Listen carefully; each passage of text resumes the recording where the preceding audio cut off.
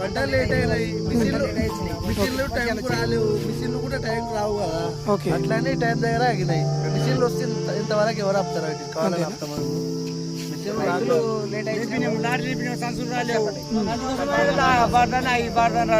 బార్దాన్ రాలేదు అంటే బార్దాన్ వచ్చింటే తొందర అవుతుండే, టైంకు రాలేదు.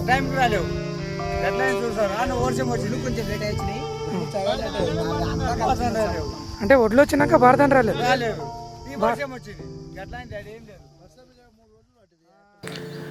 అందరికీ నమస్తే, నేను మీ సురేష్ మోత్కూర్.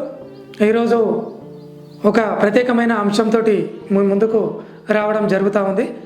అందులో మనం సినిమాలలో కావచ్చు, స్టోరీలలో కావచ్చు, పేపర్లలో కావచ్చు, అందులో రైతు గురించి ప్రతి సన్నివేశాన్ని కళ్ళ కట్టినట్టుగా చూపిస్తూ ఉంటారు రీల్లో. మరి రియల్ లైఫ్లో ఏ విధంగా ఉంటుంది? నిజంగా చెప్తున్నాండి, నేను కొన్ని ప్రత్యక్షమైనటువంటి దృశ్యాలను కూడా నిన్న ఆ ప్లేస్లోకి వెళ్ళి చూడడం జరిగింది.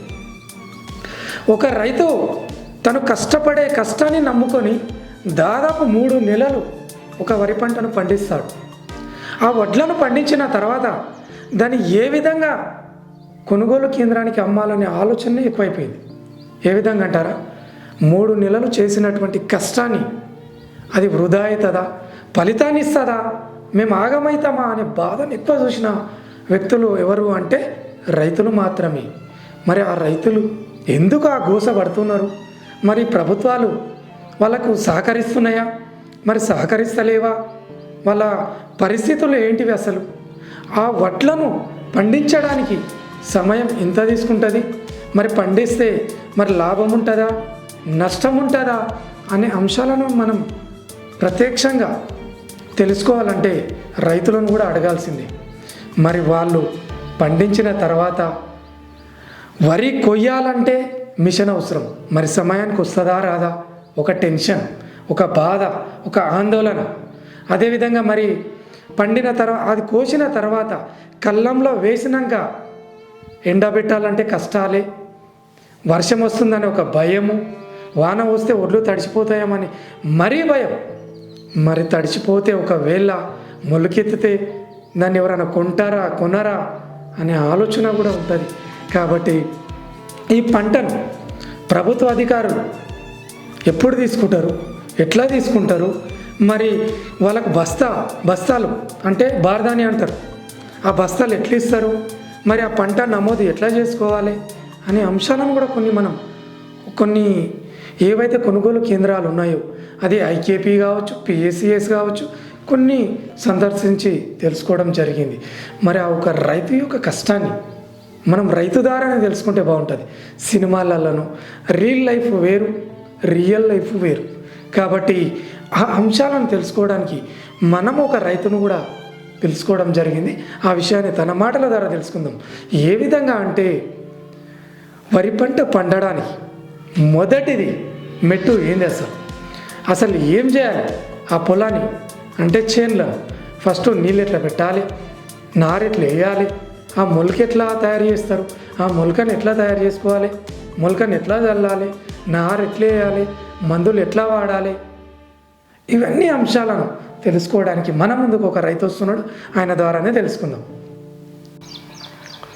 ఓకే, ఇగో మనతో పాటు అన్నగారు వచ్చారు. అన్న పేరు మల్లేష్, మడుగు మల్లేష్, దోమ మండలం మోత్కూరు గ్రామానికి చెందినటువంటి రైతు. తను కూడా 10th క్లాస్ వరకు మంచిగానే చదివాడు. చదివిన తర్వాత ఏదో ఒకటి చేయాలి కదా, బయట పనుల కన్నా నా సొంతం వ్యవసాయమే ముఖ్యం అని చెప్పేసి వ్యవసాయాన్ని నిరంతరం చేస్తున్నటువంటి వ్యక్తి.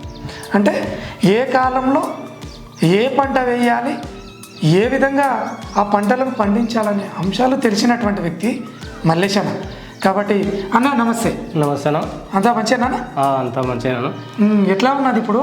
నేను కొన్ని రైతుల దగ్గరికి వెళ్ళిన, అంటే వడ్లు అన్నాను, వడ్లు పండించేటప్పుడు అసలు స్టార్టింగ్ నుంచి మొత్తం ఎన్ని నెలలు ఉంటుంది అన్న ఆ పంట అనేది? వడ్లు అనేది టోటల్ 112 రోజులు అన్న మొత్తము. ఓకే, 112 రోజులకు కోతకు వస్తుంది.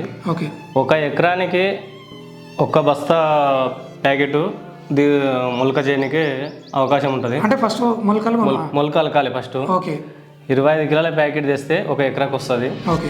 దాన్ని నానబెట్టి 3 రోజులు నానబెట్టి మళ్ళీ తెల్లారి తీస్తే మొలక వస్తుంది. మొలకని విత్తన శుద్ధి చేసిన తర్వాత నానబెట్టాలి. ఓకే. నానబెట్టి 3 రోజులు చేస్తే మొలక వస్తుంది. మొలకని కరిగేట్లా మొత్తం మన మడి కట్టాలి. కరియేట ఎన్ని రోజులు చేయాలి? కరిగేట వారం రోజుల ముందు ప్లాన్ చేసుకోవాలన్నా. ఓకే. ఎందుకు చేయాల్సి వస్తుంది అట్లా? అయితే మొలక సమంగా కరిగేట మంచిగా కాకపోతే మొలక సరిగా కూర్చోదు. ఓకే. బుర్జలకు పోతుంది. భూమి కూడా హెచ్చిపచ్చి అయితే దాంట్లోకి పోయి మనకు మొలక పనికిరాదు. ఓకే.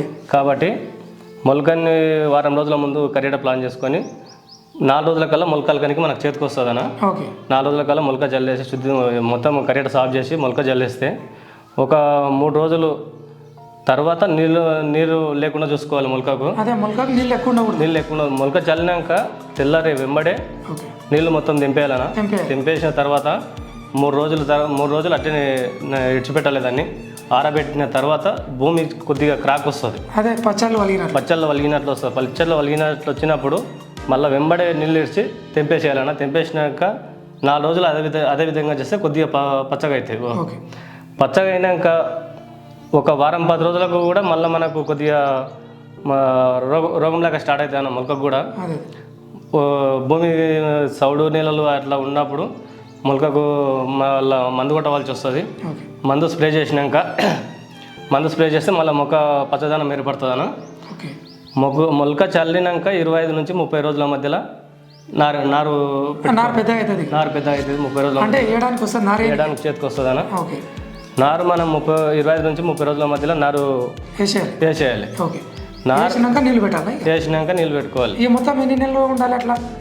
అయితే నా పంట మొత్తం మనం మొలకలకినప్పటి 112 రోజుల వరకు మనకు పెద్ద 112 రోజుల వరకు మనకు కోతకు వస్తుంది అన్న. అంటే ఈనుడు ఎప్పుడు ఇంతది? ఈనుడు రెండు నెలలు పడతాను. 2 నెలల తర్వాత ఈనుడు మొదలు 2 నెలల తర్వాత ఈనుడు మొదలు పెడతాను. ఓకే.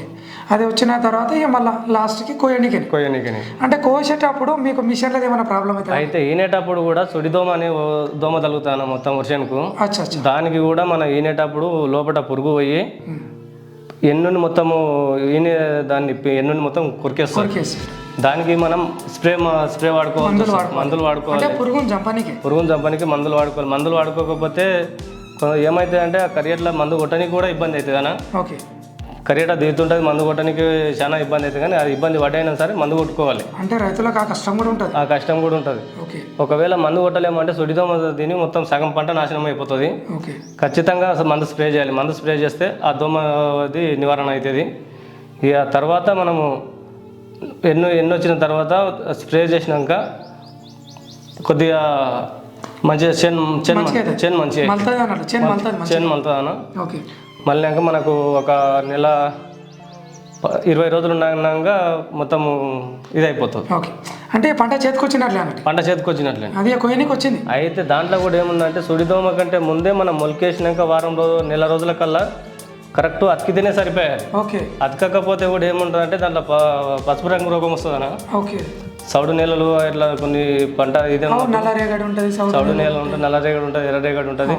దాంట్లో కరెక్ట్ భూమి ఇది అనుకూలించకపోతే పసుపు రోగం వస్తుంది. ఆ రోగాన్ని కూడా మందు కరెక్ట్ స్ప్రే చేస్తేనే పంట దిగుబడి మంచిగా అవుతుంది. లేకపోతే దాంట్లో కూడా ఇది అయిపోతుంది, ఆగం అయిపోతుంది. అట్లా 3 సార్లు అయిందన్న మాకు. కరెక్ట్ ఇది ఆక మందు స్ప్రే చేసినా కానీ ఎంత ఖర్చు అంటే ఇటు 3 సార్లు ఇంచుమించు 60,000 ఒకసారికి 60,000. అంటే 3 సార్లు అంటే 2 లక్షల పంట లాస్. 2 లక్షల పంట లాస్ అయినా.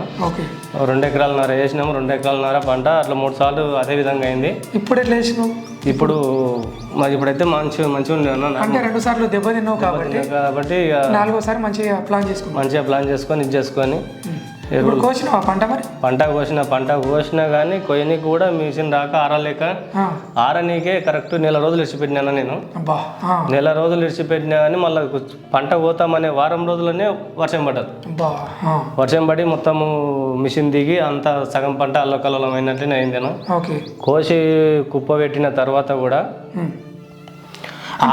మనుషులతో మిషన్ తోటి మిషన్ మనుషులకు ఈ ఎండకు ఈ వాతావరణానికి మనుషులు కూడా పని చేయలేకపోతుంటారు. ఇప్పుడు పొద్దుగాలు లేస్తేనే 9 గంటలకల్లా ఎండ చాలా విపరీతమైన ఎండ కొడుతుంది. ఎండ కొట్టినా కానీ మళ్ళీ సాయంత్రం వర్షం పడుతుంది. నైట్ పూట వర్షం పడుతుంది, పొద్దున పూట ఎండ పడుతుంది, ఎండకి ఇది అవుతుంది, వర్షం కూడా చాలా ఇబ్బంది అవుతుంది. ఓకే. ఇక మిషన్ తోటే కోపించాం. అవును, మిషన్లు కూడా టైంకి వస్తలేవు అంటున్నారు అన్న రైతులు. అదైతే వాస్తవం. మన మిషన్ కూడా ఇప్పుడు అందరినీ చూడవలసి వస్తుంది. ఒక్కొక్క మిషన్ కూడా వాళ్ళకు కూడా సహకరిస్తలేవు కొన్ని. అంతే కదా, అవి కూడా ప్రాబ్లం ఇస్తున్నాయి. ఒక చేనుకు వస్తుంటే అదన్న ఒకటి డ్యామేజ్ అవుతుంది, ఇరకవడకం, బుడ్జాల దిగబడుతుంది, భూములు సరిగా అరక ఈ వర్షాల నుంచి దిగబడ్డప్పుడు కూడా సగం కోత దాని కిందకి పోతుందనా. ఓకే. అంటే ఆ టైర్ల కింద పడి సగం పంట కూడా మిషన్ కింద పడి కరెక్టే అన్న. అట్లా కూడా లాసే, అట్లా కూడా రాసే. రైట్. ఇంకొకటి ఏంటంటే మీరు నింపారు, కల్లం లేస్తారు, పంట ఆరబెట్టి నింపుతారు కదా. నింపుతాం. ఆ నింపేటప్పుడు సంచులు ఏడ చేస్తారు మీరు? నింపేటప్పుడు సంచులు మన సిసిఐ వాళ్ళు ఇస్తారు, కానీ కరెక్ట్ టైంకి దొరకాయని అవి కూడా. ఓకే. ఫస్ట్ 5,000 10,000 వస్తాయి, తల ఇన్ని తీసుకుపెట్టుకోవాలి. కొందరికి దొరుకుతాయి, కొందరికి దొరికాయి. మనం ఎండబెట్టి సమంగా ఎండబెట్టి అంతా కుప్ప పెట్టినా అని కూడా వర్షం పడి మళ్ళీ పదును అవుతున్నాయి. పదునై ఆ మిషన్ లేస్తే తేమ శాతం చూపిస్తలేదు. మ్యాచర్ చూపిస్తలేదు. మ్యాచర్ గవర్నమెంట్ ఏముందంటే 17% ఉండాలి మ్యాచర్ అంటే. మ్యాక్సిమం 17% లోపల ఉండాలంట అని చెప్తుండ్రు. అయితే మనకు 13% 14% వస్తే కూడా గవర్నమెంట్ కొంటలేదు. ఖచ్చితంగా 13% ఉంటేనే గవర్నమెంట్ తీసుకుంటాం. ఒకవేళ మ్యాక్సిమం 15-16 వస్తే కూడా మేము తీసుకోం. దాంట్లోనే కటింగ్ పెడుతుండ్రు వాళ్ళు. అయితే వాళ్ళు చూపించేదేమో 17%. 17% ఉందని తీసుకుంటామంటని చెప్పి బ్యానర్లు కానీ అవి కానీ యాభై ఇచ్చేసి ప్రతి ఒక్కటి వాళ్ళ రూల్స్ కాడికి 17% పెడుతుంది. మనము 17% కన్నా అయితే వర్షానికి ఏమవుతుంది, ఎండబెడుతున్నామన్నా. సాయంత్రం పూట వర్షం పడి మళ్ళీ పదును తీసుకుంటుంది. అయితే తడవకుండా కానీ వాతావరణానికి పదును తీసుకుంటుంది, తేమ తీసుకుంటుంది. తేమ తీసుకొని 14-15% వస్తుంది. 14-15% వచ్చేటి 15% వచ్చేటి కల్లా 14% వచ్చేటి కల్లా 2 కిలోలు 3 కిలోలు రైతు కట్ చేస్తుంటారు. ఎవరైతే కొంటున్నారో వాళ్ళు. అయితే ఆ విధంగా కూడా మేము గోనె సంచులు కరెక్ట్ టైంకు దొరకక తీసుకపోయి నింపి పెట్టి తెచ్చినా అని ఇక్కడ సిసిఐ దగ్గర ఇస్తే లారీల ప్రాబ్లం ఉంది. మళ్ళీ లారీలు టైంకి వస్తలేవు. లారీలు టైంకి రాక యాడ అన్ని జామ్ అవుతున్నాయి. అంటే ఇక్కడికి వచ్చిన తర్వాత కూడా ప్రాబ్లం. ఇక్కడికి వచ్చినాక కూడా లారీలు ఎక్కితేనే ఎక్కినట్లు లారీలు కూడా టైంకి వస్తలేవు. ఇక్కడికి తెచ్చి మన సిసి తన ఎవరి బాధ్యత వాళ్ళే చూసుకోవాలంటే చెప్తున్నారు. మళ్ళీ అది కూడా అదే అక్కడికి వచ్చినాక వాళ్ళ బాధ్యత కాదు, ఎవరు రైతు వాళ్ళ వడ్లను చూసుకోవాలి, వాళ్ళే బాధ్యత ఉండాలి. లారీలో పడి లారీలు ఉండవద్దనే మా బాధ్యత. అంతవరకు మా బాధ్యత లేదంటని చెప్తున్నారు వాళ్ళు. అంటే ఒడ్లు కొనుగోలు కేంద్రంలో కూడా రైతుల కష్టాలే ఉన్నాయి. అక్కడ తెచ్చి దింపినాక కూడా సమంగా తాళపత్రులు లేక వర్షంకి ఇది అయ్యి సగం నానుతున్నాయనా, నాని మళ్ళీ ఎండవసుడు అవుతుంది. నింపినాక జోకినాక తీసుకొచ్చి సిసిఐ లేచినాక కూడా వర్షానికి సమంగా ఇది కాక నాని మళ్ళీ ఎండపోసి మళ్ళీ నింపుకొని మళ్ళీ కుట్టేసుకొని పోవాల్సి వస్తుంది. అంటే పండించుడు ఒకే అవుతున్నది, అమ్ముడు ఒక ఎత్తు అవుతుంది. అంత బాధ ఉంది రైతు, అంత బాధ ఉంది అన్న. సరే, ఇప్పటి వరకు ఒకటేనా? ఇప్పుడు ఇంకొకటి ఏంటంటే సిసిఐలు మీరు పంపించినాక డబ్బులు కరెక్టే వస్తాయి? డబ్బులు కరెక్ట్ అంటే డబ్బుల విషయంలో కొందరికి ఇదైతున్నాయి, కొందరికి ఏమో కొందరికి కొడతలేవు, కొందరికి అకౌంట్ ప్రాబ్లం అంటుండ్రు, కొందరికి ఆధార్ లింక్ లేదంటుండ్రు. కొందరు ఇప్పుడు పంట వేసినా కానీ నువ్వు ఈ పంట వేయలేవు అంటని చెప్పి అదొకటి ఉంది. నీది సాగు భూమి కాదు, ఇది తడి భూమి కాదు అంటని చెప్పి అదొకటి ఉంది. సార్ నమస్తే. సార్ మీ పేరు? ఎక్కడ సార్ ప్రాపర్? కొత్తూరు విలేజ్. అంటే ఇక్కడ మీరు ఓకే ట్యాబ్ ఆపరేటర్. సార్ ఇప్పుడు నిన్న ఇక్కడ జాయింట్ కలెక్టర్ గారు వాళ్ళు వచ్చారు కదా, అసలు ఎందుకు రావాల్సి వచ్చింది ఇక్కడ? అంటే ఇక్కడ మార్కెటింగ్ ప్రాసెస్ నడుస్తుంది సార్. ఓకే. అంటే వరి కొనుగోలు కేంద్రం నడుస్తుంది కదా. అవును. గుండ్రస్టేట్ మండలంలో 2 విలేజ్, ఇటు నాగేడుపల్లి, కొత్తూరు అనుకున్నారు. ఓకే. వేరే విలేజ్ కూడా చూసిండొచ్చు, మా విలేజ్కి అయితే వచ్చింది. ఓకే. ప్రిన్సిపల్ సెక్రటరీ గారు మరి ఇక్కడ వచ్చినాక రైతులకు ఏమైనా ఇబ్బంది ఉందా అని అడిగారా? చూసిండ్రు. మ్యాచర్ ఉందా లేదా అన్నది చూడడం జరిగింది. మ్యాచర్ చూస్తే సార్ చూసినప్పుడు దాదాపుగా 2-3 కుప్పలు చూసిండ్రు. చూస్తే ప్రతి కుప్పకు 14 to 15 వరకు వచ్చింది. అంటే 17 కంటే లోపు ఉండాలి, 17 కంటే తక్కువ మ్యాచర్ ఉండాలి. ఎక్కువ ఉంటే జోకొద్దు, తీసుకోరు, మ్యాచర్ రాదన్నట్టు. సార్ చూసిన దాంట్లో 14-15 అట్లా వచ్చింది. అంటే కొన్ని ఇక్కడ తడిచినట్లు కుప్పలు ఉన్నాయి కదా సార్, అది పరిస్థితి ఏంది? ఒడ్లు అయితే కుప్పలు ఏవి తడవలేవా? అంటే కొంచెం మీకు కనిపించిండొచ్చు అక్కడక్కడ, కానీ చిన్న పెద్దగా అయితే. ఒకవేళ తడిసింది అనుకోండి, తీసుకుంటారా మీరు? తడిసిందంటే ఇంకా కొంచెం ఆరబెట్టి రైతులకు ఇబ్బంది కాకుండా కూడా కొనుక్కోవచ్చా? అని అన్నారు అన్నట్టు. అంటే ఇప్పుడు రైతులు మీ దగ్గరికి వచ్చినప్పుడు బారదాని అంటే సంచులు తీసుకుపోవాలంటే ఏం చేయాలి? సంచులు అయితే బయటికి ఇయ్యం సార్. ఓకే. ఇది ఎట్లా అంటే మనకు అక్కడ గవర్నమెంట్ ఇన్స్ట్రక్షన్ అంటే రైతు కొరకే రైతు పండించిన పంట చేను దగ్గర ఆరబెట్టుకొని ఓకే ఆరిన తర్వాత వడ్లు సెంటర్కి తీసుకురావాలి. ఓకే. తీసుకొని వచ్చినప్పుడు ఆ వడ్లని మ్యాచర్ చూస్తాము. ఓకే. మ్యాచర్ చూసిన తర్వాత ఆన్లైన్లో వాళ్ళ టోకెన్ ఉందా లేదా అంటే ఆన్లైన్లో వాళ్ళ ల్యాండ్ అంటే టోకెన్ ఎట్లా తీసుకోవాలి సార్? ఆన్లైన్లో ఉందా లేదా అని మేము ఇక్కడ చూస్తాం. ఓకే. ట్యాబ్లో చూస్తాం. చూసిన తర్వాత వాళ్ళ జిరాక్స్ పైన ఆన్లైన్లో వీళ్ళది ఓకే ఉంది అని చెప్తే ఏఈఓ గారు అగ్రికల్చర్ ఏఈఓ గారు టోకెన్ రాసి ఇస్తారన్నమాట. అంటే అది ఎప్పుడు రాసిస్తారు ఆ టోకెన్? ఫస్టా వరి వేసేటప్పుడా? లేదు, పంట అయిన తర్వాత. ఓకే. అది పంట నమోదు చేసినప్పుడు అదే రైట్. ఎందుకంటే వాళ్ళు బిఫోర్ ముందే తీసుకుని ఉంటారు. ఎందుకంటే వాళ్ళ పొలంలో ఏం వేసారని వాళ్ళు ఫస్ట్ రికార్డ్ అయిపోయి ఉంటుంది. అది అయితే ఒకవేళ ఎవరైనా అయ్యిందా లేదన్నది మా దగ్గర ట్యాబ్లో తెలుస్తుంది. ఒకవేళ మేము లేదు అనుకుంటే మళ్ళీ అక్కడ వాళ్ళు ఏఈఓ దగ్గరికి వెళ్ళి అప్రూవల్ చేయించాలి. అప్రూవల్ చేసి ఇన్వాల్వ్ చేసుకోవాలన్నట్టు, ఎన్రోల్ చేసుకోవాలి. అంటే సపోజ్ ఒక 100 ప్యాకెట్లు అయితే అనుకున్నాను, రైతు అందాజుగా చెప్పగలుగుతాడు. కరెక్ట్ చెప్పలేము, మనం చెప్పలేము, రైతు చెప్పగలుగుతాడు. నా దగ్గర 150 సంచులు అయితే అని చెప్పిందంటే దాన్ని బట్టి ఆయన ఇన్ని క్వింటాలని చెప్పి రాసిస్తాడు.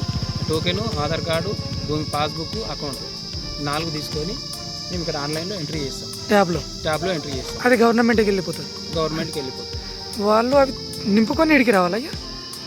తీసుకొస్తారు. ఇడికి తీసుకొచ్చినాక నింపుతారు. మేము నింపుతాం. నింపేది మళ్ళీ లారీకి లోడ్ చేసి పంపిస్తాము. మిల్ దగ్గర అప్రూవల్ అయింది, ఎలాంటి ప్రాబ్లం లేదనుకున్నప్పుడు మిల్లు అప్రూవల్ ఇస్తారు. అప్రూవల్ ఇవ్వగానే డిఎం పెండింగ్ అంటే మీకు ఏవైతే అనుబంధంగా ఉన్నాయో ఆ మిల్లులకు పోతాయా?